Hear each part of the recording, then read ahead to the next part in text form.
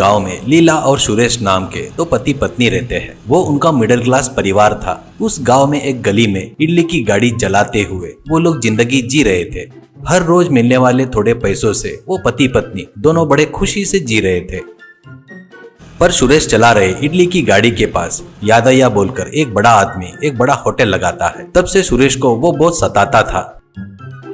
एक दिन यादయ్య सुरेश की गाड़ी के पास आकर, ये देख सुरेश, तू यहाँ तेरी इडली की गाड़ी निकाल ले। मैं यहाँ पर होटल बनाया हूँ ना, मेरे हिसाब से कस्टमर सभी मेरे होटल में आने को होना, पर तू ऐसे 10 रुपए में इडली बेचे तो कैसे? मेरे होटल में 20 रुपए इडली है, जल्दी से तू यहाँ से चला जा सुरेश, ऐसा कहता है। सुरेश की पत्नी लीला, यादయ్య जी आप बहुत बड़े आदमी हो, ऊपर से आपने अभी अभी यहाँ पर होटल लगाए हो। हम तो कब से यहाँ पर बेच रहे हैं, आपके होटल से हमारी गाड़ी की कोई बराबरी नहीं है जी, ऐसा कहती है। वो बातें सुनकर यादయ్య, ये क्या रे सुरेश, तेरे में दम नहीं है क्या? बाजू में पत्नी से बात करवा रहा है, तेरे से उतना भी नहीं होता क्या बात करना? ऐसा कहता है। सुरेश, वैसा नहीं है जी, आप थोड़ा अपना दिल बड़ा कर लो। हम लोग ये इडली बेचकर ही जी रहे हैं ना। आप तो बहुत सारे वैरायटी बेचते हो ना, मुझे ज्यादा बात करना नहीं आता जी, सिर्फ काम करना आता है, करके बोलता है। वो बात सुनकर यादయ్య, शर्म नहीं आ रही है क्या तुझे ऐसी बात करने के लिए? 2 दिन में ईमानदारी से यहाँ से गाड़ी खाली करके चला जा, नहीं तो इसका परिणाम बहुत ही बेकार होगा, करके वार्निंग देकर यादయ్య वहाँ से चला गया। शाम को सुरेश और लीला उनके घर में बैठकर दुखी होकर सोच रहे थे। लीला अपने पति सुरेश से, क्यों जी आप इतने डल हो, अभी क्या हुआ है जी? उसने खाली कर बोला तो अपन खाली कर देना क्या, ऐसा कहती है। सुरेश, वो नहीं लीला, यादయ్య पैसे वाला ही नहीं, बहुत बुरा आदमी भी है, कुछ कम ज्यादा हुआ तो अपनी जिंदगी बहुत छोटी है, कहकर लीला को समझाने की कोशिश करता है। इससे लीला, ठीक है जी, पक्का अपने को कोई न कोई उपाय मिलेगा, उस यादయ్య को थोड़ा सा समय दो करके बोलते हैं, करके पति को समझाती है। ऐसे ही रहते हुए 2 दिन बाद सुरेश और लीला के घर पर लीला की बहन सुमित्रा आती है। सुमित्रा लीला से, दीदी कैसी हो, तुम लोग से मिलने के लिए मैं मेले में जा रही हूँ करके बताकर तुम्हारे घर पर आई हूँ, करके बताती है। लीला तुरंत, डायरेक्ट अपने घर पर आ सकती हो ना, ऐसा कहती है। सुमित्रा, वो नहीं दीदी, आप और जीजा जी घर छोड़कर जाकर शादी कर लिए ना, इसलिए माँ तुम्हारा नाम लिए तो चिल्लाती है, इसलिए पड़ोस के गाँव में मेला चल रहा है तो वहाँ पर जा रही हूँ करके बताकर तुम्हारे पास आई। तभी वहाँ पर सुरेश आता है।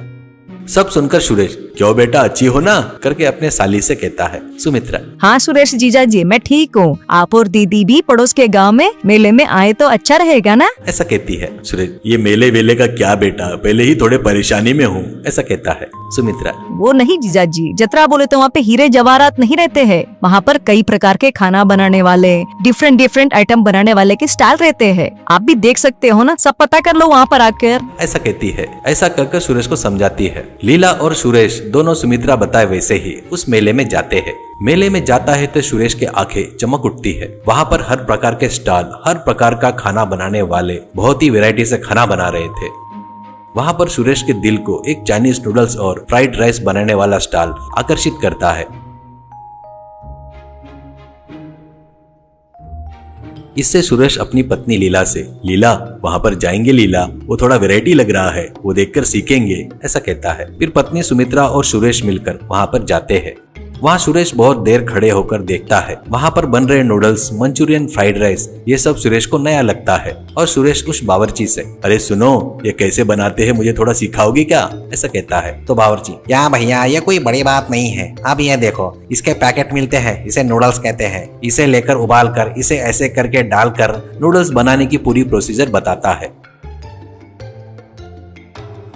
तो सुरेश, धन्यवाद भाई, वो भगवान ही आपको मेरे लिए यहाँ पर भेजा है, ऐसा कहता है। फिर लीला से, लीला अब अपन चलते हैं, कल से अपन इडली नहीं बेचेंगे, ये चाइनीज प्लेटर बेचेंगे, ऐसा कहता है। सुमित्रा, जीजा जी आप तो बड़े बुद्धिमान हो, तुरंत ही पकड़ लिए, आपका सब अच्छा हो, ऐसा कहती है। सोचे वैसे ही सुरेश और लीला अपने गाड़ी पर चाइनीज प्लेटर 100 रुपए में कहकर लिखते हैं। उस प्लेटर में मंचूरियन, नूडल्स, मोमोज और फ्राइड राइस भी था।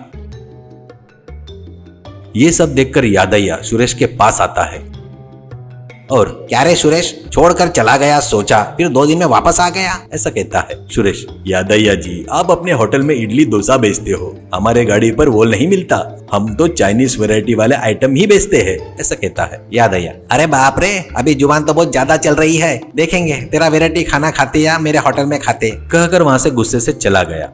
बहुत सारे लोग जमा हो जाते हैं। कोई भी वो प्लेटर खाने की हिम्मत नहीं करता। शाम हो जाती है, लीला मायूस हो जाती है। तब लीला अपने पति सुरेश से क्यों जी, एक व्यक्ति भी आकर टेस्ट नहीं कर रहे हैं, अब कैसे? ऐसा कहती है। सुरेश, चिंता मत कर लीला, नए आइटम पर लोग एक साथ भरोसा नहीं करते, नहीं खाते। उसका टेस्ट पता चला तो फिर आएंगे। ऐसा कहते हुए सभी आइटम फ्री है भाई, टेस्ट करो, पसंद आए तो खाओ करके जोर से चिल्लाता है। वो बात सुनकर सभी लोग वहाँ पर जमा हो जाते हैं। सभी लोग बढ़िया टेस्ट करते हैं। जो भी टेस्ट कर रहा था वो सुरेश भैया बढ़िया, एक और चाइनीज प्लेटर दो, ऐसा कहता है। एक बुजुर्ग, बेटा सुरेश मुझे भी एक दो, ऐसा कहता है। वैसे औरतें भी मर्द भी सुरेश बना रहा सो चाइनीज प्लेटर खाकर बहुत खुश हो रहे थे। इससे सुरेश की जिंदगी बदल जाती है। चाइनीज प्लेटर 100 रुपीज करके उस गांव भर में सुरेश फेमस हो जाता है।